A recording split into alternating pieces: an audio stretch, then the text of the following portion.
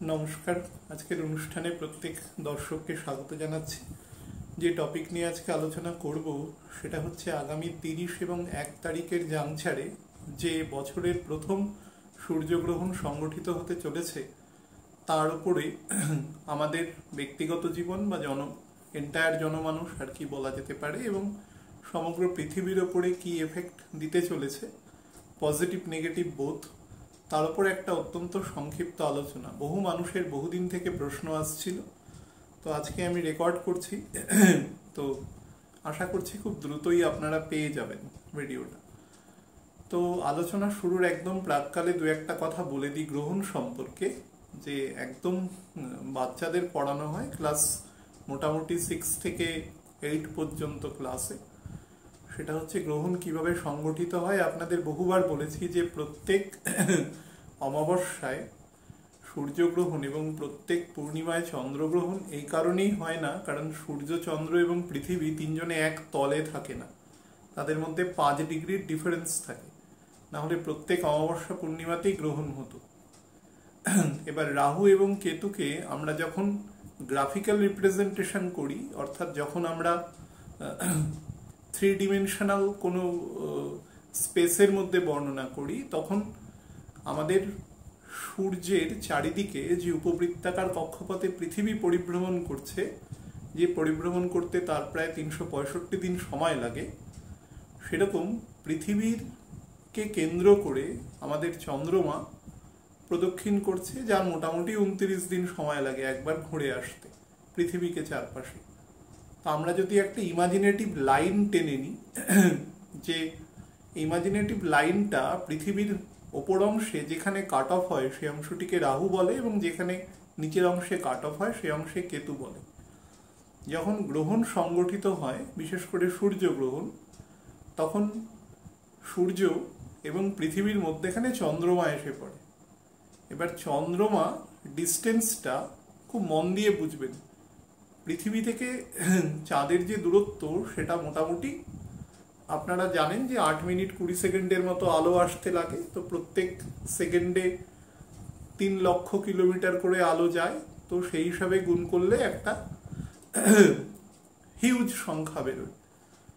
কিন্তু চাঁদ থেকে পৃথিবীর যে দূরত্বটা সেটা কিন্তু খুব কম, সেটা মানে almost 3,80,000 kilometre with respect to সূর্য থেকে পৃথিবীর দূরত্ব।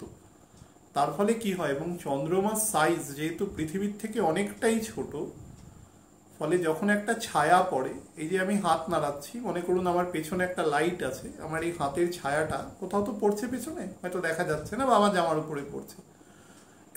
আমি যদি খুব দূরে নিয়ে যাই তাহলে ছায়াটা আর পড়বে না, এটাকে আমরা বলয়গ্রাস সূর্যগ্রহণ বলি। ছোটবেলায় একে একে দেখানো যায়, আমার কাছে বোর্ড থাকলে দেখাতাম, বা কেউ দেখেও নিতে পারেন, যেখানে মধ্যেখানের অংশটা ব্ল্যাক লাগবে এবং চারপাশটা একটা গোল্ডেন রিং এর মতো লাগবে, এটা বলয়গ্রাস বলে। যেখানে চাঁদ মধ্যেখানে থাকার জন্য যে ছায়াটা তৈরি হচ্ছে, সেই ছায়াটা যদি পৃথিবীতে পৌঁছানোর আগে শেষ হয়ে যায়, তখন আবার তাকে কৌণিক দূরত্ব থেকে আবার যদি একটা লাইন টানা যায়, যে অংশের উপর পড়ে সেই অংশটুকুই সূর্য আলোকিত দেখা যায়, বাকি অংশটা অন্ধকার থাকে, সেটাকে বলয়গ্রাস বলা যায়। কখনো কখনো সংগঠিত হয় বলয়গ্রাস সূর্যগ্রহণ।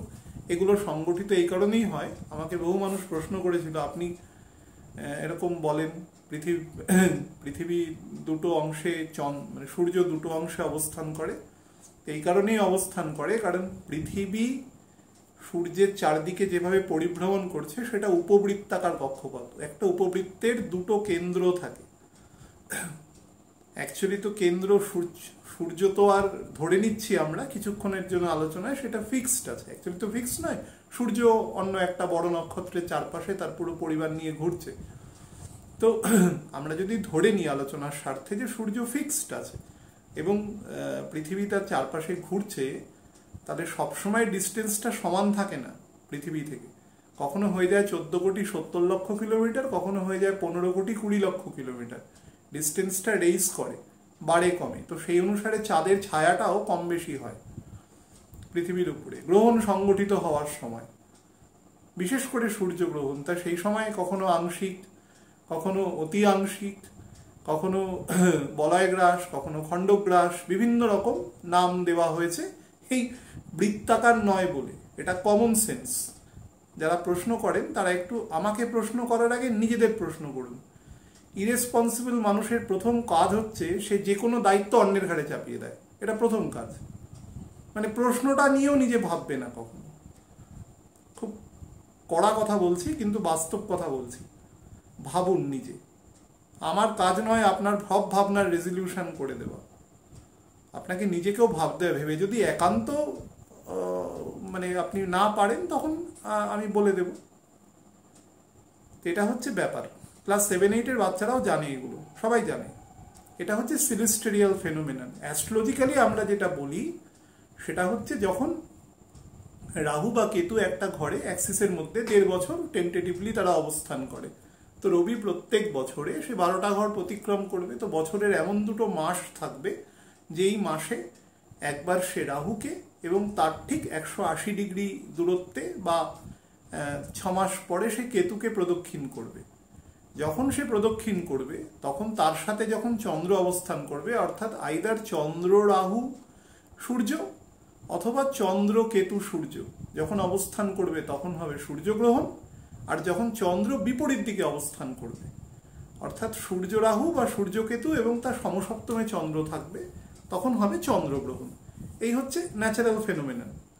তো বছরে 2টো করে হবে নর্মালি, অর্থাৎ 1 জোড়া করে সূর্যগ্রহণ, 1 জোড়া করে চন্দ্রগ্রহণ। কখনো এটা 3টে হয়। অর্থাৎ দেখা গেল যদি যেটা এপ্রিল মাসের 30 বা 1 তারিখে জামচারে ঘটছে, সেটা যদি মনে করুন যে এপ্রিল মাসের 12 তারিখ ঘটতো, তাহলে দেখা যেত যে হয়তো এই বছরে হয়তো 3টে গ্রহণ দেখা যেত। চন্দ্রগ্রহণটা আমরা পেতাম এই সূর্যগ্রহণের কাছাকাছি সময়, এবং পরের গ্রহণটা ওই কালী পুজোর আগে দিয়ে পেতাম, তার পরেরটা হয়তো পেতাম না, বা রাহু কেতুর অ্যাক্সিসও শিফট করে যেতে পারত। এরকম হয় কিছু কিছু সময় যখন একদম ব্রিঙ্কে থাকে যে কোনো ঘটনা। বাট এবছর 1 জোড়া করে গ্রহণ আমরা দেখতে পাবো। তো এটা বেসিক জায়গা বললাম। এবার দেখুন, এই চাঁদ, পৃথিবী, সূর্য এরা তো কেউ কারো সমতলে নেই। আমরা যখন আঁকছি আমরা তো একটা 2D পেজে আঁকি, 2 ডিমেনশনাল পেজ। অ্যাকচুয়ালি তো এই মহাবিশ্বটা তো 2D নয়, পৃথিবীর কোনো কিছুই তো 2D নয়। আমার যে হাত, এটা কি 2D? এটা কি একটা কার্টুনের সেই হাতের মতন যে একটা গাড়ি চলে গেল সেটা পৃষ্ঠা হয়ে গেল 2 ডিমেনশনাল? সেটা হয় না, সেটা 3 ডিমেনশনাল এভরিথিং। এর একটা লেন্থ আছে, একটা ব্রেথ আছে এবং একটা হাইট আছে, উচ্চতা আছে। তো সেটা আমরা কার্টেশিয়ান কোঅর্ডিনেট দিয়েও করি, অনেক সময় পোলার কোঅর্ডিনেট দিয়েও করি। তো পোলার কোঅর্ডিনেট দিয়ে নর্মালি যে কোনো যেখানে আমরা সব কিছু লিনিয়ার মুভমেন্ট আলোচনা করছি সেটা কার্টেশিয়ান কোঅর্ডিনেট দিয়ে কাজ করা হয়। যখন আমরা কোনো প্যারাবোলিক বা হাই প্যারাবোলা বা কোনো সার্কেল এই জাতীয় মুভমেন্টকে যখন আলোচনা করি তখন সেটাকে আমরা পোলার কোঅর্ডিনেট দিয়ে আলোচনা করি। এটা বেসিক ফিজিক্সের নলেজ বলছি, 11-12 বাচ্চারা জানে। তো সেই কারণে আমাদের এই পুরো আলোচনার মধ্যে সূর্যচন্দ্র পৃথিবী যখন এক তলে আসবে, একটা 5 ডিগ্রির ডিফারেন্সটা কমে যাবে, সেই সময় এই কাট অফ মার্কসটা, অর্থাৎ আমরা যে সূর্যের সাথে পৃথিবীর মানে চন্দ্রমার যে কল্পিত যে লাইন এবং সূর্যের চতুর্দিকে পৃথিবীর যে কল্পিত লাইন, সে কাট অফ মার্কসটা দুজনের মধ্যেখানে চলে আসবে। অর্থাৎ রাহু অবস্থান করছে এবং উল্টো দিকে কেতু। ঠিক 180 দিন পরে আবার একই ঘটনা ঘটবে। 180 দিন তো হয় না, 29x6 মানে 174 দিন পরে একই ঘটনা ঘটবে। এই যে সূর্যগ্রহণ সংগঠিত হচ্ছে, সূর্যগ্রহণের 175 দিন পরে আবার সূর্যগ্রহণ সংগঠিত হবে, যেটি কালী পুজোর দিন। এবং পরের বছরও যেহেতু রাহুর শিফটিং আছে, রাহু কেতু অ্যাক্সিসের শিফটিং আছে 30শে অক্টোবর 2023। আমি জানি না পরের বছর পুজোর শিডিউল কি আছে। যদি একটু আগের দিকে হয় তাহলে পরের বছরও কালী পুজোর দিন আবার গ্রহণ সংগঠিত হবে। এগুলো কিন্তু খুব রেয়ার সিলেস্টেরিয়াল ফেনোমেনন। এবং নর্মালি যখন কার্তিক মাস মানে রবির যখন অ্যাকচুয়ালি মেষ অথবা আমাদের তুলা দিয়ে যখন পাস করে, বা মেষ বা তুলার এই যে অ্যাক্সিস আছে, এই অ্যাক্সিসের মধ্যে রাহু কেতু অবস্থান করে প্রত্যেক 9 বছর অন্তর। তো সেই সময় এই কালী পুজোর দিন গ্রহণ সংগঠিত হবে। প্রত্যেকবার হয়, মানে প্রত্যেক 9 বছর অন্তর হয়, এবছর হচ্ছে, 9 বছর আগেও ছিল। এবার আমি ডিরেক্ট আলোচনায় চলে যাই। অনেক যেদিন আলোচনা শুরুর আগে একটা কথা বলি, আপনারা প্লিজ একটু শেয়ার করবেন, কারণ প্রচুর মানুষ না বিভিন্ন অ্যাপ্রিহেনশন থেকে বিভিন্ন প্রশ্ন করে, সেটা থেকে যেন একটুখানি করে। তো অ্যাকচুয়ালি 30 তারিখ থেকে যখন 1 তারিখ হবে সেই সময় গ্রহণটা সংগঠিত হবে। 30 থেকে 1 তারিখ যখন ঘটবে তখন গ্রহণ সংগঠিত হবে কটার সময় না, রাত 12:15 AM থেকে 4:07 AM। এটা ইন্ডিয়ান স্ট্যান্ডার্ড টাইম এবং কলকাতা স্ট্যান্ডার্ড টাইম অনুসারে একই আছে। কারণ বুঝতে পারছেন, সূর্যগ্রহণ যদি কোনো দিন মাঝরাতে হয় তাহলে সেটা ভিজিবল নয়। বুঝতেই পারছেন, এটা ভারতবর্ষে ভিজিবল নয়। অন্তত ভারতবর্ষ থেকে যারা পূর্ব বা পশ্চিমে অন্তত 7-8 ঘন্টা এগিয়ে বা পিছিয়ে, তাদের ক্ষেত্রেই এটা একমাত্র ভিজিবল হবে। এখানে সূর্য অন্তত উঠছে, সেটা পার্শিয়াল হতে পারে, সেটা পূর্ণ হতে পারে, খণ্ড হতে পারে, কিন্তু আমাদের এখানে ভিজিবল নয়। এটা হচ্ছে প্রথম কথা। নাম্বার 2 যেটা আপনাদের বলে দিই, সেটা হচ্ছে যে এই গ্রহণ ভারতবর্ষ থেকে ভিজিবল নয়। ভিজিবল না হলে কি ইম্প্যাক্ট পড়ে এ নিয়ে প্রশ্ন করেছে। ভিজিবল না হলেও ইম্প্যাক্ট পড়ে, ঠিক আছে? ইম্প্যাক্ট পড়তে বাধ্য, সেটা যে অবস্থাতেই থাক না কেন। আর কতটা ইম্প্যাক্ট পড়ে আমি দেখছিলাম সারা পৃথিবীর ম্যাপে, অন্তত প্ল্যানেট পজিশন এবং পৃথিবীর কোথা দিয়ে গ্রহণ মানে চন্দ্রের ছায়াটা যাবে, সেটা নর্মালি দেখাচ্ছে যে সাদার্ন পার্ট অফ আমেরিকা বা আমাদের মেক্সিকো সাদার্ন থেকে, মানে almost Northern part of south America, মানে ধরুন ভেনিজুয়েলা, কলম্বিয়া, হ্যাঁ, এই সমস্ত যে দেশগুলো, সুরিনাম, এই সমস্ত দেশগুলো আছে, তার নিচে ব্রাজিল আছে, তার নিচে আর্জেন্টিনা আছে, পাশে চিলি আছে, বলিভিয়া, এই সমস্ত দেশের উপর দিয়ে এটা পার্শিয়াল আপনারা দেখতে পাবেন গ্রহণ। কেন পার্শিয়াল হবে? তার কারণ রাহু থেকে রবির দূরত্বটা অনেক আছে যখন গ্রহণ সংগঠিত হচ্ছে। যেদিন গ্রহণ হবে সেদিন রবির ডিগ্রি থাকবে রাত্রি 12:15-তে, রবির ডিগ্রি থাকবে 16 মিনিট 14 সেকেন্ড, আর রাহু তখন থাকবে 29 ডিগ্রি 1 মিনিটে। তাহলে বুঝতে পারছেন পার্শিয়াল হতে বাধ্য। রাহু এবং রবি মোটামুটি 8 থেকে 9 ডিগ্রির মধ্যে এসে গেলে পৃথিবীর যে প্রান্তেই হোক না কেন, কোনো একটা প্রান্তে তো পূর্ণগ্রাস হতে হবে, কিন্তু এই কোনো অংশেই পূর্ণগ্রাস হচ্ছে না, সব জায়গায় খণ্ডগ্রাস হচ্ছে, অর্থাৎ আংশিক, যেটাকে পার্শিয়াল এক্লিপস বলা যায়, but obviously eclipse, solar eclipse. এটা এক।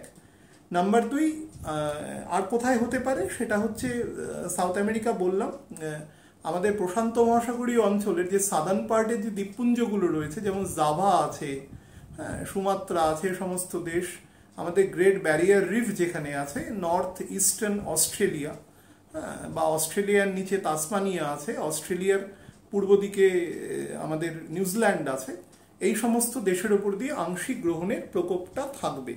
তার কারণ ওরা এগিয়ে সময়, আমাদের এখানে যখন 12টা বাজবে 15 তখন ওখানে মোটামুটি ভোর হয়ে যাবে, 6টা-7টা বেজে যাবে, তো ওদের ওখানে গ্রহণটা ওরা পার্শিয়ালি দেখতে পাবে।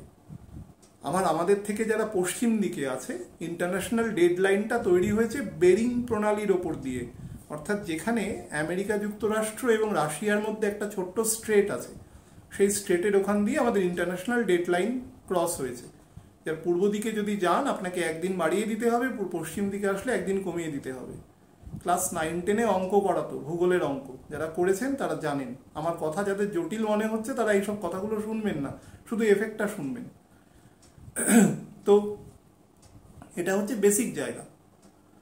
আমাদের এখানে ভিজিবলই নয়, কারণ মাঝরাতে আমাদের তো সূর্য থাকবে না, সুতরাং আমাদের এখানে ভিজিবল নয়, কিন্তু ইম্প্যাক্ট থাকবে এবং যথেষ্ট ইম্প্যাক্ট থাকবে। কারণ মেষ রাশিতে সূর্য তার তুঙ্গ অবস্থায় থাকছে, চন্দ্রমা ভরণী নক্ষত্রে থাকছে এবং রাহু রবির নক্ষত্রে রয়েছে, এবং উল্টো দিকে কেতু বসে রয়েছে সে বৃহস্পতির নক্ষত্রে, রবির দ্বাদশে বৃহস্পতি রয়েছে। সুতরাং যথেষ্ট ইম্প্যাক্টফুল গ্রহণ এটা হবে, নাম্বার 1। নাম্বার 2 হচ্ছে রবির ডিগ্রি থাকবে 16 ডিগ্রি এবং রবি তখন নবাংশে অবস্থান করবে তুলা রাশিতে। This is very significant. তো রবি আমাদের কি হয়, রবি আমাদের অ্যাকচুয়ালি রবি আমাদের আইডেন্টিটি, রবি আমাদের সোল, রবি আমাদের নাম, যশ, প্রতিপত্তি, লিনিয়েজ, ক্ল্যান, রবি মানি, রবি অ্যাডমিনিস্ট্রেশন, রাজা, তার নিজস্ব হুকুম। তার জায়গায় কিন্তু কর্তৃত্বের কিছুটা হ্রাস হতে পারে, অর্থাৎ কিছু মিস অ্যাপ্রোপ্রিয়েশন অফ ডিসিশন বা কিছু রং ডিসিশন পৃথিবীর বিভিন্ন প্রান্তে হতে পারে। কোন প্রান্তে হতে পারে? কোন প্রান্তে? দেখুন, রাহুর অ্যাকচুয়ালি মুভমেন্ট আছে, সেটা হচ্ছে মেষ রাশি থেকে সে মীন রাশির দিকে, ঘড়ির কাঁটার দিকে তার মুভমেন্ট আছে। এবং রবির মুভমেন্ট আছে কোন দিকে? বৃষ রাশির দিকে। চন্দ্রের মুভমেন্ট বৃষ রাশির দিকে। রবির দ্বিতীয় বুধ এখন মোটামুটি যখন গ্রহণ সংগঠিত হবে প্রায় 5.5-6 ডিগ্রির মতন থাকবে, সেও কিন্তু রবির নক্ষত্রে থাকবে। এবং natural position of sun and Mercury সে কিন্তু থাকছে, তো খুব স্ট্রেনদেন পজিশনে আছে। তো এরা যে সমস্যাটা করবে সেটা বললামই, রং ডিসিশন। এবং ডাইরেকশন যেটা হবে সেটা হচ্ছে নর্দার্ন সাইড, নর্দার্ন সাইডের থেকে পূর্ব দিকে হেলতে থাকবে, অর্থাৎ উত্তর দিক থেকে পূর্ব দিকে হেলবে। আপনাদের আমি স্পেসিফিক ডেট বলছি, সেটা হচ্ছে 29 তারিখ থেকে। 29 তারিখে রেবতী নক্ষত্রে চন্দ্র চলে যাবে। তো রেবতী নক্ষত্রে যখন চন্দ্র যাবে তখন থেকে ও মোটামুটি নর্দার্ন পার্ট থেকে আস্তে আস্তে পূর্ব দিকে হেলা শুরু করবে, এবং যতক্ষণ পর্যন্ত চন্দ্র রাহুকে ক্রস করে অন্তত নিজের নক্ষত্রে চলে না যাচ্ছে, তার মানে সেটা প্রায় 2 তারিখ, 1 তারিখ রাত্রিবেলা বা 2 তারিখ টেন্টেটিভলি বলছি, ততক্ষণ পর্যন্ত কিন্তু এর অ্যাকিউট ইম্প্যাক্ট থাকবে। এই অ্যাকিউট ইম্প্যাক্টটা নর্থ থেকে উত্তর পূর্ব দিকে সরতে থাকবে। এবার মনে করুন কোনো একজন ব্যক্তি ভারতবর্ষে, তিনি মহারাষ্ট্রে থাকেন। এবার মহারাষ্ট্রের সাপেক্ষে নর্দার্ন সাইড মানে গুজরাট, দামন দিউ, এবং পূর্ব দিকে যখন হেলছে সেটা মধ্যপ্রদেশের দিকে হেলছে, উত্তরপ্রদেশের দিকে হেলছে। অর্থাৎ ভারতবর্ষে যেহেতু এটা সূর্যগ্রহণ, এটার একটা জেনারেলাইজড এফেক্ট হবে, কম্প্রিহেন্সিভ এফেক্ট হবে। রাজা তো, এবং সেই এই আমাদের সৌরজগতের তার নামেই সে রাজা, সুতরাং পৃথিবীর সর্বত্র ইম্প্যাক্ট হবে। অর্থাৎ আপনার যে লোকাল এরিয়া, সেই লোকাল এরিয়ার সাপেক্ষে প্রাথমিক ক্ষেত্রে উত্তর, এবং তারপরে সেটা পূর্ব দিকে সরে উত্তর পূর্ব দিককে কনসেন্ট্রেট করবে। আমরা কলকাতায় থাকি, সুতরাং আমাদের সাপেক্ষে একদম নর্দার্ন সাইড যদি আপনারা দেখেন, তাহলে সেটা আমরা বলতে পারি যে কতটা দূর পর্যন্ত বলবো, আপনার বাড়ি থেকে বেরিয়েই যেটা প্রথম নর্দার্ন সাইড, সেটাও নর্দার্ন সাইড। সেখান থেকে একেবারে আমাদের ধরুন দার্জিলিং সীমান্ত পর্যন্ত, সিকিমের আগে পর্যন্ত আমাদের রাজ্য। তো সেখান থেকে আসাম, বাংলাদেশের ওপর দিকে মণিপুর, মিজোরাম, এই সমস্ত দিক পর্যন্ত ঘুরে যাবে, হ্যাঁ, নাগাল্যান্ড, এই সমস্ত এরিয়ায়। অর্থাৎ শিফটিংটা এভাবে হবে, এটা মাথায় রাখবেন। আমরা যদি আমাদের ক্যাপিটাল এনসিআর ধরে করি, তাহলে সেটা ক্যাপিটালের সাপেক্ষে প্রথমে একদম নর্দার্ন পার্ট, অর্থাৎ নর্দার্ন পার্ট বললে দিল্লির উত্তরেই হরিয়ানা, তারও উত্তরে জম্মু কাশ্মীর, তারপরে আস্তে আস্তে নর্দার্ন পার্টের দিকে বেঁকতে থাকবে। বেঁকতে থাকবে মানে সেটা ধরুন হিমাচল প্রদেশ, বা আপনি যদি অন্য দেশে চলে যান সেটা চায়না বা নেপাল, সেদিকে ঘেঁষতে থাকবে। এই হচ্ছে তার ইম্প্যাক্টের জায়গা ভরণী নক্ষত্রে। খুব ডিটেলড বললাম, এটা নিয়ে আশা করি কনফিউশন থাকা উচিত নয়। কি হবে, দিস ইজ দ্য প্রশ্ন। ভরণী নক্ষত্রে গ্রহণ সংগঠিত হবে। আমি আমার যে লেখা দিয়ে দিয়েছিলাম, অনেকে দেখেছেন হয়তো, তাতে আমি বলেছি ভরণী নক্ষত্র হচ্ছে অ্যাকচুয়ালি, আমি নক্ষত্র নিয়ে এখানে ডিসকাস করে আলোচনাটাকে অ্যাগ্রাভেট করব না, সেটা পরে করা যাবে। ভরণী নক্ষত্র শুক্রের নক্ষত্র, এবং এই নক্ষত্রের যে দেবতা, যে একজন দেবদেবী তো যুক্ত থাকেন, প্রত্যেকটা নক্ষত্রের সাথে আছে। তো এই নক্ষত্রের সাথে আছেন ধর্মরাজ, যাকে আমরা বলি যমরাজ অ্যাকচুয়ালি।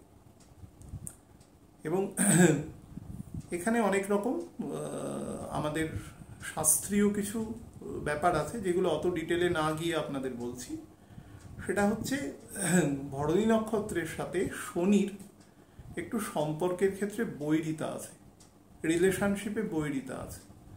তো স্যাটার্ন কোথায় থাকবে? রবি, স্যাটার্নের থার্ড হাউসে অ্যাকচুয়ালি গ্রহণটা সংগঠিত হতে চলেছে, কারণ স্যাটার্ন 29 তারিখ ঢুকে যাবে। ঢুকে যাওয়ার পরে 11, 12, 1 3 নম্বর ঘরে সংগঠিত হচ্ছে। তো স্যাটার্ন ম্যাল এফেক্টেড হয়ে যাবে। অ্যাকচুয়ালি শনি নিজে হচ্ছে ধর্মরাজের প্রতীক। এবার আপনি হয়তো আমাকে বলবেন যে আপনি বলছেন শনির সাথে বৈরিতা আছে শুক্রের নক্ষত্রের, আবার সে নক্ষত্র লর্ড। হ্যাঁ, নক্ষত্র লর্ড কারণ দেওয়া আছে তাকে যাতে কন্ট্রোল করতে পারে, কারণ ভরণী অত্যন্ত স্ট্রেংথফুল নক্ষত্র, ধর্মজ্ঞানটা তার মধ্যে কম আছে।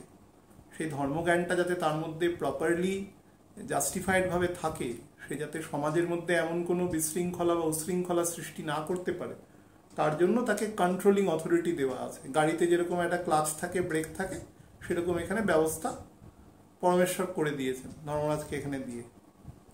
ধর্মরাজের একটি নাম যমরাজও, এটাও মাথায় রাখবেন।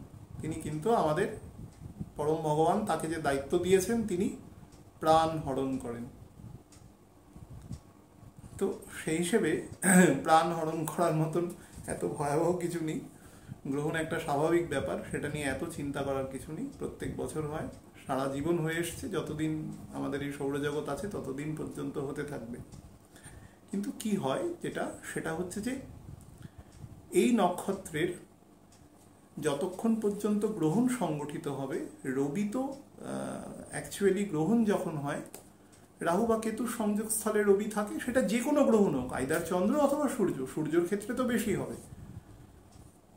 এর প্রবলেমটা হচ্ছে রবি তার নেচারের থেকে অত্যন্ত সংকুচিত হয়ে যায়। রবির যে সব থেকে বড়, যদি আমি এনিমি কথাটা বলবো না, যদি ক্যারেক্টার অফ অপোজিটস যদি কাউকে বলা যায়, তাহলে সে কিন্তু রাহু। কারণ Rahu is a demon, Robi is a god দুজন। এবং রবির কারণে রাহুর যে, এবং চন্দ্রের কারণে রাহুর অ্যাকচুয়ালি যে ক্যামেলিয়ান প্রবৃত্তি, সেটা ধরা পড়ে গেছিল। যদিও এটার মধ্যে একটা লীলা আছে, ভগবান কি জানে না যে কে কোনটা, কিন্তু কারকতার জন্য কাজটা ওকে দিয়ে করিয়েছে, যাতে সারা জীবন একটা কনফ্লিক্ট থাকে এবং আমরা সেই কনফ্লিক্টের চক্রব্যূহের মধ্যে থাকি। অর্থাৎ আমাদের জীবনেও যাতে একটা উত্থান পতন চলতে থাকে, না হলে জীবনটা ফ্ল্যাট হয়ে যাবে। তো সেই কারণে উনি করান, জড়িয়ে দেন কাজের মধ্যে বিভিন্নভাবে, সেটাই করিয়েছেন। তো দুজনের মধ্যে একটা বৈরিতা আছে। এই বৈরিতিটা হচ্ছে, রবি যখন রাহুর সংস্পর্শে আসে, তখন রবি ফাম্বলিং করা শুরু করে। দেখবেন এখন তো এগুলো অনেকটা আইনগতভাবেই বর্জিত হয়ে গেছে। আমরা যখন স্কুলে ছোটবেলায় পড়াশোনা করতাম, যে মাস্টারমশাই খুব রাগী ছিল, তাকে দেখলেই আমরা দ্রুত সেখান থেকে পালিয়ে যেতাম, তারা জানে 2-4 ঘা বসিয়ে দেবে আর কি। তো এটা কমন ছিল। অনেক সময় সেই মাস্টারমশাই যদি প্রশ্ন করতো, ছাত্রছাত্রী যদি খুব কনফিডেন্ট না হতো, সে কিন্তু ফাম্বলিং করতো। অর্থাৎ একটা নর্মাল একটা অ্যাপ্রিহেনশন রয়েছে রবির এখানে। অ্যাপ্রিহেনশন বলবো না, একটা সংকুচিত ভাব। তুমি আমার বর্গভুক্ত নও, ইউ আর দ্য আউটকাস্ট, তুমি এক্সকমিউনিকেটেড একটা ক্যারেক্টার, যে আমার এই পরিবারের মধ্যে ঢুকে গিয়ে ডিস্টার্ব করছো বিভিন্ন সময় বিভিন্নভাবে। এখন এবার আমাকে ডিস্টার্ব করছো, আমি পরিবারের প্রধান মুখিয়া, আমাকে ডিস্টার্ব করছো। তো তার আইডেন্টিটি ক্রাইসিস হয় রবির এখানে। এই ক্রাইসিসটার জন্য আমাদের অধর্মের কাজের প্রতি অত্যন্ত পরিমাণে আমাদের ইনক্লাইন্ড করে দেবে। ইললিগাল, ইললেজিটিমেট কাজের প্রতি, আনএথিক্যাল কাজের প্রতি, মিথ্যা বলার প্রতি মানে ভীষণভাবে আমাদের ইনক্লাইন্ড করবে। ভরণী নক্ষত্রের মধ্যে কিন্তু অ্যাকচুয়ালি যদি কখনো স্যাটার্ন বসে যায়, যদি কখনো জুপিটার বসে যায়, জুপিটার বসলে কি ওরা মিথ্যে কথা বলে না, কিন্তু নিজেকে বাড়িয়ে বলবার চেষ্টা করে, একটা ওভারফ্লো করবার চেষ্টা করে। শনি বসলে কিন্তু এরা হ্যাবিচুয়াল মিথ্যাবাদী হয়। যদি রাহু একটু ম্যাল পজিশন হয়, হ্যাবিচুয়াল মিথ্যাবাদী হয়। এরা ক্ষতি করে না, কিন্তু মিথ্যে কথা বলা নেচার থাকে। তো এখানে যেটা করবে অ্যাকচুয়ালি, সেটা হচ্ছে যে আমাদের যে ন্যায় নীতি, আমাদের সমাজের মধ্যে যে একটা শৃঙ্খলা বানিয়ে রাখার আমাদের প্রত্যেকের একটা কর্তব্য আছে, এবং আমরা সেটা কিন্তু জ্ঞাতে অজ্ঞাতে সবসময় করি। রাস্তা দিয়ে হাঁটি যখন, অধিকাংশ মানুষই একটা ধার ঘেঁষে হাঁটে, 2-1 জনের মধ্যে সেই বোধটা নেই, তারা যেখান সেখান দিয়ে হাঁটে। কিন্তু অধিকাংশ মানুষ তো ঠিকঠাক হাঁটে। বা গাড়ি যখন চালাচ্ছে যে, তো এই ন্যায় নীতির জায়গাটাতে একটা ভায়োলেশন করবে। এটা হচ্ছে প্রথম। কোন দিকে করবে না, নর্দার্ন থেকে ইস্টার্ন সাইডের দিকে মুভমেন্ট করবে। 2 নম্বর হচ্ছে আমাদের যেহেতু একটা হিউজ এনার্জি এক্সপ্লোশন হচ্ছে, শনি থেকে 3rd হাউসে ঘুরছে, তো শনির এখানে স্ট্রেংথ বেড়ে যাবে। কিরকম স্ট্রেংথ না, শনি ফর দ্য টাইমিং, দেখুন শনির দ্বিতীয় আছে শুক্র, তার রাজ্যকারী প্ল্যানেট দ্বিতীয়, এবং বৃহস্পতিকে সাথে নিয়ে বসে থাকবে। নাম্বার 2 হচ্ছে স্যাটার্ন যেখানে বসে আছে তার ট্রাইনে কেতু বসে আছে, সোজা দিক থেকে নবম, উল্টো দিক থেকে পঞ্চম দৃষ্টি আছে শনির উপরে, থাকবে এখানে। দৃষ্টি মানে প্রভাব থাকবে, কেতু দৃষ্টি নিয়ে পণ্ডিতদের মধ্যে বিতর্ক আছে, কিন্তু প্রভাব থাকবে তার 9th অথবা 5th ইম্প্যাক্ট। 3 নম্বর হচ্ছে শনির তৃতীয় গ্রহণ সংগঠিত হবে, তার ফলে ধর্মের একটা হঠাৎ করে হ্রাস ঘটবে, মানুষের মধ্যে বিশৃঙ্খলতা আসবে, এবং মেষ রাশি শনির অ্যাকচুয়ালি ডেবিলিটেটেড স্থান, এবং রবির সেটা এক্সল্টেড স্থান। তো পিতা, রবির তো পিতা সূর্য, সে যেহেতু আইডেন্টিটি ক্রাইসিসের মধ্যে পড়ে যাবে, শনিও আইডেন্টিটি ক্রাইসিসের মধ্যে পড়ে যাবে। অ্যাকচুয়ালি তো সবারই পিতা রবি, তো প্রত্যেকের মধ্যে একটা আইডেন্টিটি ক্রাইসিস হবে এই গ্রহণের কারণে। তার ফলে অধার্মিক কাজ, বিভিন্ন ধরনের, ধরুন এমন কিছু কাজ যেগুলোকে সুস্থ স্বাভাবিক জনজীবনের জন্য বিপর্যস্ত বলা যায়, কিছু সাবভার্সিভ কাজ, এই ধরনের টেন্ডেন্সি মানুষের মধ্যে তৈরি হতে পারে, বা যারা এই ধরনের ম্যাল প্র্যাকটিস করে থাকেন তাদের মধ্যে এই সময় এই ধরনের কাজ করার একটা প্রবণতা তৈরি হতে পারে। কোন কোন জায়গায় তৈরি হতে পারে, যেখানে যেই সমস্ত জায়গায় মানুষ সেজ মানে পৃথিবী, আমি যেহেতু পৃথিবীর কথা বলছি, পৃথিবীতে তো অসংখ্য ধর্ম আছে, রিলিজিয়ান আছে, বিভিন্ন মানুষ বিভিন্ন রিলিজিয়ান বা মত বা পথে বিশ্বাস করেন, তার ক্ষেত্রে তার মতন সেজ আছে, গুণী মানুষ আছে, জ্ঞানী মানুষ আছে, যিনি মানুষকে সঠিক পথে চলার উপদেশ দেন। সেই সমস্ত প্লেসে হতে পারে এই ধরনের, সেটা বিভিন্নভাবে হতে পারে, ফায়ার থেকে হতে পারে, ইলেকট্রিসিটি থেকে হতে পারে, সেটা কোনো রকম, আমি এর বেশি আর কিছু বলছি না, আমি সাবভার্সিভ কথাটা বলে দিয়েছি, তার মধ্যে অনেক কিছু ইন্ডিকেট করে দিচ্ছে। যারা সমস্যা হচ্ছেন তারা একটু দেখে নেবেন ওয়ার্ডটার অ্যাকচুয়াল মানে হওয়ার একটা প্রবাবিলিটি আছে। মোটমাট ধর্মের হ্রাস ঘটবে, মানুষের মধ্যে মনুষ্যত্বের হানি ঘটবে সময়টা, এবং মনুষ্যত্বের হানি যদি ঘটে, মানুষ প্রাইমেটভুক্ত প্রাণী, তারও তো গর্ভে সন্তান হয় এবং সেখান থেকে সে প্রসব করে, কিন্তু প্রাইমেটভুক্ত প্রাণী হলেও মানুষ তো সর্বাধিক কনসেন্সযুক্ত প্রাণী, তার কনসেন্সটা লোপ পেয়ে যাবে। অ্যাকচুয়ালি মন এবং আত্মা দুজনেই রাহুর কারণে দূষিত হয়ে যাবে, ইট উইল বি কন্টামিনেটেড। তার ফলে আমরা যেটা নর্মাল নিজেদের ভেবে বা উইমজিক্যালি কাজ করি, সে কাজেও আমাদের সমস্যা করবে। আমরা যে কাজটা অনেক ভেবেচিন্তে করবার চেষ্টা করি, সেটাতেও প্রবলেম ঘটবে। তার ফলে আপনারা 29 তারিখ মোটামুটি বিকেল বেলার পর থেকে 1 তারিখ প্রায় রাত পর্যন্ত, অর্থাৎ 29 তারিখের ধরুন 1/3 অফ দি ডে, 30 তারিখটা পুরো, 1 তারিখটা প্রায় পুরো, অর্থাৎ 2 দিন সোয়া 2 দিন, মানে চন্দ্রের একটা ঘরের গোচর, 56 ঘন্টা আপনারা একটু সাবধানে থাকবেন। এই জাতীয় কাজকর্মের থেকে যতটা চেষ্টা করবেন নিজেদের অ্যালুফ রাখা, নিজেদের কোনো রকম এই সময় কোনো গুরুত্বপূর্ণ কাজ ডিল করা, বা সেখান থেকে কোনো ভবিষ্যতের কোনো কিছু করা, সেখান থেকে বিরত থাকা এই 2.5টা দিন, কারণ এর নেগেটিভ ইম্প্যাক্ট আছে। মঙ্গলের ঘরে সংগঠিত হচ্ছে কিন্তু গ্রহণ, মঙ্গল মানে ভূমি, তো ভূমি থেকে বিতর্ক হতে পারে। আমরা যারা সারা জীবনের উপার্জিত অর্থ বা সঞ্চিত অর্থ দিয়ে কোনো ইমুভেবল প্রপার্টি কিনি, এই সময় যদি আমরা ডিল করি, ডিলটা গন্ডগোল করতে পারে, একদম ইনএভিটেবলি গন্ডগোল করবে, কারণ স্যাটার্ন এবং মঙ্গলও একসাথে আছে, যদিও দুজনের মধ্যে অনেকটা ডিস্টেন্স আছে, কিন্তু আছে। তো তার ফলে মঙ্গলেরও 3rd হাউসে সংগঠিত হবে, কিন্তু একই কাজ। মঙ্গলও কিন্তু অত্যন্ত বিগিয়ার এবং লোভ লালসাটা বাড়িয়ে দেবে, কোনোভাবে ডিজায়ার বাড়িয়ে দেবে, মানুষকে এক ধরনের ঠকানোর প্রবণতা কিন্তু তৈরি করে দেবে। এটা থেকে সাবধান থাকবেন, যতটা পারবেন অনেস্টি এবং ভগবানের নাম স্মরণ করবেন। একটা জিনিস বলে দিই, গ্রহণের সময় মন্ত্র সিদ্ধ করার জন্য খুব ভালো সময়, বহু মানুষ প্রশ্ন করেছেন স্তোত্র বা মন্ত্র এক আছে কিনা। স্তোত্র মানে স্তোত্র, সেটা ভগবানের প্রতি বন্দনা। স্তোত্রের বিভিন্ন রকম বাংলা মানে আছে, আমি বাংলায় খুব পটু নই, তো সেই কারণে বলতে পারছি না। অ্যাকচুয়ালি বন্দনা, ভগবানের মাহাত্ম্য বর্ণনা স্তোত্র, কিন্তু অ্যাকচুয়ালি মন্ত্র যার মধ্যে এনার্জি আছে, সেটা পজিটিভ এনার্জি। এনার্জি কখনো নেগেটিভ হয় না, মানুষ ব্যবহার করে নেগেটিভ অর্থে। Energy is always positive.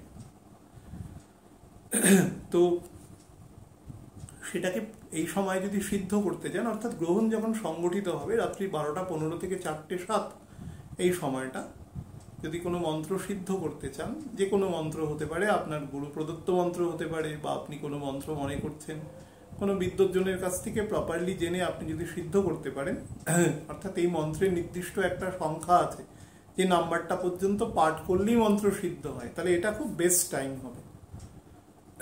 কারণ সূর্যের অ্যাকচুয়ালি এক্সল্টেড সিচুয়েশনে হচ্ছে তো, এবং সূর্যের ঘরে রাহুর পঞ্চম বা উল্টো দিক থেকে পঞ্চম এবং সোজা দিক থেকে নবম দৃষ্টি আছে। তার ফলে সূর্যের ঘরও কিন্তু একই অ্যাম্বিয়েন্সের মধ্যে রয়েছে।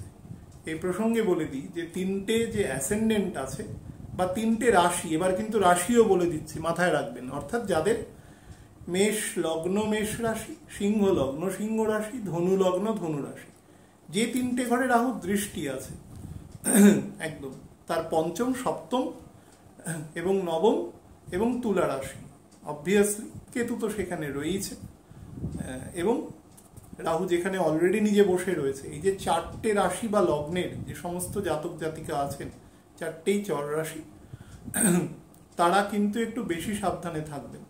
গ্রহণের যে অ্যাকিউট টাইমটা আছে, সেটা হচ্ছে 1:27 থেকে 2:08 পর্যন্ত রাত্রিবেলা, অ্যাকিউট টাইম এটা।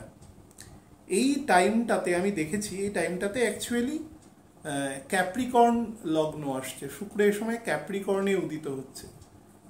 তো ক্যাপ্রিকর্নে উদিত হচ্ছে মানে 4th হাউসে উদিত হচ্ছে। অ্যাকচুয়ালি গ্রহণটা সংগঠিত হচ্ছে লগ্ন, মানে পিক টাইমটা সংগঠিত হচ্ছে লগ্নের 4th হাউসে। তো তার ফলে 4th হাউস মানে আমাদের প্রাইমারি এডুকেশন, আমাদের পিস অ্যান্ড ট্র্যাঙ্কুইলিটি, আমাদের গৃহ থেকে সুখ, আমাদের মানসিক সুখ, মাতা বা মাতৃস্থানীয় ব্যক্তিদের থেকে সুখ, সমস্ত রকম, এবং আমাদের বাড়ি, আমাদের গৃহ, সেইখানে কিন্তু গ্রহণ সংগঠিত হচ্ছে। অ্যাকচুয়ালি কালপুরুষের ঘর যদি ধরেন, তো প্রত্যেকেই নিজের বাড়ির পরিবেশ এবং পরিস্থিতি কিন্তু শান্ত রাখার চেষ্টা করবেন যতটা সম্ভব। বিতর্কিত কথা, উস্কানিমূলক কথা, এগুলো কিন্তু কেউ বলবেন না। কেউ বললে নিজে শোধরাতেও যাবেন না, মাস্টারমশাই হওয়ার দরকার নেই, চুপ করে থাকবেন, উত্তর দেবেন না। আমি বারবার বলেছি, উত্তর না দেওয়ার কৌশল রপ্ত করবার চেষ্টা করুন। উত্তরটা সবাই দিতে পারে, মানে যে কথা বলতে পারে অ্যাকচুয়ালি, কিন্তু দেবেন না। আচ্ছা,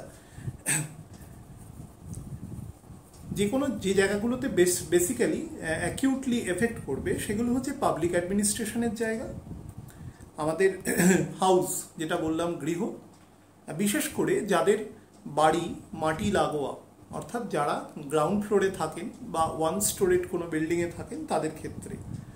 আচ্ছা, যারা মানে বিভিন্ন রকম রিয়েল এস্টেট প্রফেশনের সাথে যুক্ত রয়েছেন, বাড়ি জমি সেটা কিনছেন, বিক্রি করছেন, ব্রোকারেজ করছেন, তাদের সাথে। আচ্ছা, তাছাড়া যারা এগ্রিকালচারিস্ট, অর্থাৎ যারা আমাদের চাষি ভাই রয়েছেন, তাদের ক্ষেত্রেও কিন্তু সমস্যা দিতে পারে। হ্যাঁ, এই দিনটাতে পার্টিকুলারলি ভারতবর্ষের বিভিন্ন জায়গায়, আমি জোনাল ওয়াইজে আর বলছি না, কারণ তাতে আলোচনাটা বড় হবে, বহু থান্ডারবোল্ট হতে পারে, খুব ভয়ানক রকম বজ্রপাত হতে পারে। ফলে যারা মাঠে চাষ করে, এই সময়টা অবভিয়াসলি কেউ চাষ করবে না রাত্রিবেলা, কিন্তু যেহেতু ইম্প্যাক্টটা রয়েছে, ফলে যারা মাঠের পাশে ঘরে থাকেন, তারা কিন্তু একটু সাবধানে থাকবেন। ভয় পাওয়ার কিছু নেই, যা মিনিমাম প্রোটেকশন নেন সেটুকু রাখবেন, এবং মনটাকে হোলি রাখবেন, তাহলেই আর কিছু দরকার নেই, কিছু সমস্যা নেই, এগুলো নর্মাল ব্যাপার। খারাপ জায়গায় ঘটলে সেটা একটু খারাপ ইম্প্যাক্ট দেয়। আর একটা জিনিস বলে দিই, সিংহলগ্ন থেকে 9th হাউসে, রাজার ঘর থেকে 9th হাউসে তুঙ্গ অবস্থায় গ্রহণ সংগঠিত হচ্ছে। তার ফলে রাজার যে সোলজার, অর্থাৎ রাজার যে সেনাপতি, রাজা নিজে রয়েছে সেনাপতির ছাউনিতে সে সময়, মানে অলমোস্ট সেনাপতি নিজেও খুব স্ট্রেনদেন রয়েছে, সেই জন্য তার থার্ড হাউসে আছে। তার ফলে ম্যাল ডিসিশন নেওয়া থেকে বাড়ির যিনি গৃহপতি আছেন, গৃহস্বামী রয়েছেন, তার থেকে শুরু করে যে ছোটোখাটো প্রতিষ্ঠান থেকে অনেক বড় প্রতিষ্ঠান পর্যন্ত যারা আছে, তারা সিদ্ধান্তটা খুব বুঝে নেবেন, উল্টোপাল্টা সিদ্ধান্ত নেবেন না, তাহলে কিন্তু সমস্যা করতে পারে। আর একটা জিনিস বলে দিই, সেটা হচ্ছে বাড়িতে বাচ্চা থাকলে কারেন্ট বা গ্যাসের লাইন এগুলো থেকে একটু দূরে রাখবেন। এগুলো কিন্তু নেগেটিভ ইম্প্যাক্ট তৈরি করতে পারে, নেগেটিভ ইম্প্যাক্ট আর কি, পরিষ্কারভাবে এটা থেকে একটু খেয়াল রাখবেন। আর একটা কথা বলে দিই, এর পরের যে সূর্যগ্রহণ সংঘটিত হবে সেটা 175 দিন পরে, 25শে অক্টোবর। আমি ইন বিটুইন অন্তত 200 জন মানুষের সাথে আমি কথা বলেছি গত 1 মাসে। আমি এটা টেন্টেটিভ বলছি, এবং তার মধ্যে আমি বহু লোককে বিভিন্ন রকম সেটা মন্ত্র হোক, যন্ত্র হোক, বিভিন্ন রকম রেমেডিয়াল মেজার বলেছি এই টাইমটার মধ্যে। দুঃখের বিষয় 5% লোকও শোনেনি। আমি বলছিলাম এই কথাটা তারা শোনেননি, তার মেজার কারণ এটা কলিযুগ, মানুষের কোনো বিলিফ স্ট্যান্ডার্ড নেই, কেউ কাউকে বিশ্বাস করে না। অধিকাংশ মানুষের মধ্যেই এই কমন ফ্যাক্টরটা আছে। অ্যাকচুয়ালি যেটা হয় সেটা হচ্ছে,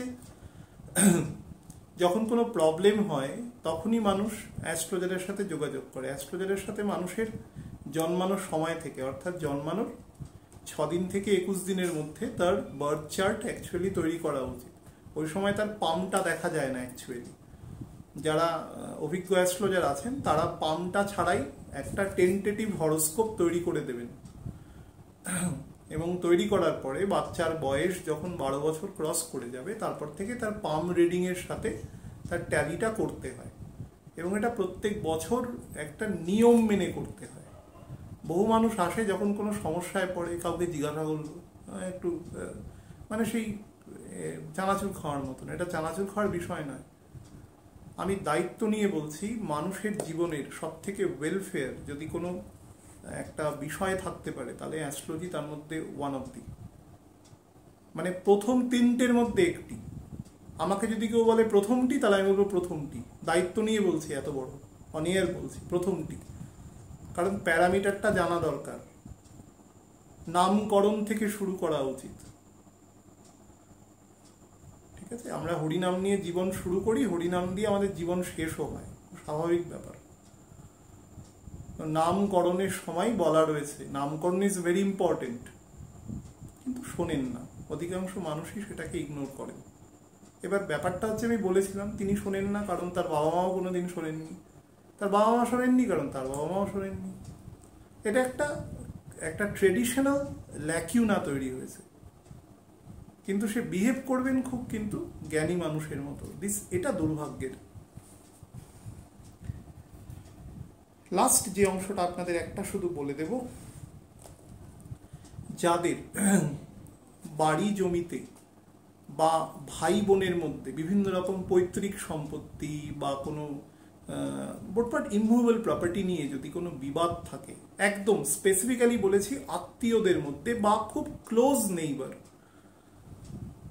যাদের মুখ রোজ দেখতে হয় সকালে উঠে, এরকম নেইবারের মধ্যে যদি বাড়ি জমি নিয়ে কোনো বিবাদ থাকে, চেষ্টা করবেন 29 তারিখ থেকে 1 তারিখ রাত পর্যন্ত কথা না বলতে এই টপিকের উপরে। যদি কোনো আলোচনা তৈরিও হয়, বা চেষ্টা করবেন এটাকে কোনোভাবে খুব অনেস্টির সাথে অ্যাভয়েড করে যাওয়া, তারপরে বসতে। নাহলে কিন্তু অবভিয়াসলি একটা খুব from frying pan to fire হয়ে যাবে সিচুয়েশনটা। যদি আপনার দশা খারাপ থাকে, তাহলে কিন্তু আপনাকে আরও বেশি নেগেটিভ ইম্প্যাক্ট দিয়ে দেবে। তো চেষ্টা করবেন যে আমাদের যে অংশগুলোতে ইম্প্যাক্ট আরেকটু বেশি দেবে, সেগুলো হচ্ছে আমাদের স্পাম ব্যাংক এখন যেগুলো হয়েছে আর কি, টেস্ট টিউব বেবি বা এই সমস্তের জন্য। তারপরে যে সমস্ত মনে করুন যে বিভিন্ন রেভিনিউ সেক্টর আছে, যারা কাজ করছেন সেই সমস্ত সেক্টরে, হ্যাঁ, যারা এডুকেশন দপ্তরে, একটু হায়ার এডুকেশন দপ্তরে আছেন সেই সমস্ত জায়গায়, হ্যাঁ, যেখানে আমাদের বিভিন্ন রকম রোগ ব্যামোর চিকিৎসা হয়, চিকিৎসা মানে ডিটেকশন হয় বিভিন্ন প্যাথোলজিক্যাল ল্যাব বা এই সমস্ত ক্ষেত্রে যারা টেস্ট করছেন, খুব গুরুত্বপূর্ণ টেস্ট, তারা কিন্তু খুব মাইনিউটলি করবেন। আপনার এই টেস্ট কোনোভাবে রং আসতে পারে বা আপনার ডিটেকশনে হয়তো আপনার কোনো দোষ নেই, খুব ইনোসেন্টলি আপনার দ্বারা কোনো ভুল হয়ে গেল, তার ইম্প্যাক্ট কিন্তু অনেক বড় হয়ে যেতে পারে। হ্যাঁ, এবং বিভিন্ন ফার্মা কোম্পানি, ওষুধ কোম্পানি, তাদের কিন্তু এই 3-4টে দিন একটু সাবধানে থাকা উচিত, 3টে দিন স্পেশালি একটু সাবধানে থাকা উচিত। এবং বিভিন্ন রকম নেগেটিভ কাজের সাথে যারা যুক্ত, মনে করুন যারা হ্যাবিচুয়াল অফেন্ডার, যারা ক্রিমিনাল অ্যাকচুয়ালি, তো মনে করুন যারা চর্যবৃত্তি করে বা ধরুন আরও মানুষকে ক্ষতি করে, মানুষকে ফিজিক্যাল অ্যাসল্ট করে বা ধরুন বিভিন্ন রকম অন্যরকম যে সমস্ত কাজ করে, তাদের মধ্যে কিন্তু এই রকম ইনস্টিংক্ট একটু বেড়ে যেতে পারে। তার ফলে প্রত্যেকে একটু সতর্ক থাকবেন, সজাগ থাকা, এখানে ভয়ের কিছু নেই। অ্যাস্ট্রোলজি মানে হচ্ছে আপনাকে সজাগ ইনফর্ম করে দেওয়া, যাতে আপনি সমস্যাটা থেকে বেরিয়ে যেতে পারেন। লাস্ট একটা জায়গা শুধু আপনাদের বলে দিই, যাদের বিভিন্ন রকম ব্লাড রিলেটেড প্রবলেম আছে। হ্যাঁ, আরেকটা জায়গা বলার জায়গা ছিল, ব্লাড, যারা বিভিন্ন রকম ধরুন আমাদের থ্যালাসেমিয়ার পেশেন্ট যাদের রেগুলারলি ব্লাড লাগে, তাদের মধ্যে কিন্তু এই 2-3টে দিন একটু ব্লাডের একটু ঘাটতি হতে পারে, রক্তের ঘাটতি হতে পারে। তো তার একটা, বা আপনার যদি কোনো গ্রুপিং হয়, গ্রুপিং এর ক্ষেত্রে ভালো করে পরীক্ষা করে নেবেন ব্লাড দেওয়ার সময়, যাতে আপনি ঠিক ব্লাডটা আপনাকে দিচ্ছে কিনা। যিনি দিচ্ছেন তিনি তো অভিজ্ঞ, তবুও একবার দুবার তেমন হলে একটু যাচাই করে নেবেন, যাদের রীতিমতো দিতে হয় রেগুলার। আর যারা ব্লাড প্রেশারের সাথে যুক্ত, আর্টারির বিভিন্ন সমস্যার সাথে যুক্ত, হ্যাঁ, তার সাথে লিভার, লোয়ার লিভার এবং গল ব্লাডারের সমস্যায় যুক্ত, কনস্টিপেশনের সাথে যুক্ত, তারা এই 3-3.5 দিন একটু সাবধানে থাকবেন। আর ভেহিকেল চালাবেন খুব সাবধানে, কারণ কেতু শুক্রের ঘরে আছে। ভালো থাকবেন প্রত্যেকে। নমস্কার।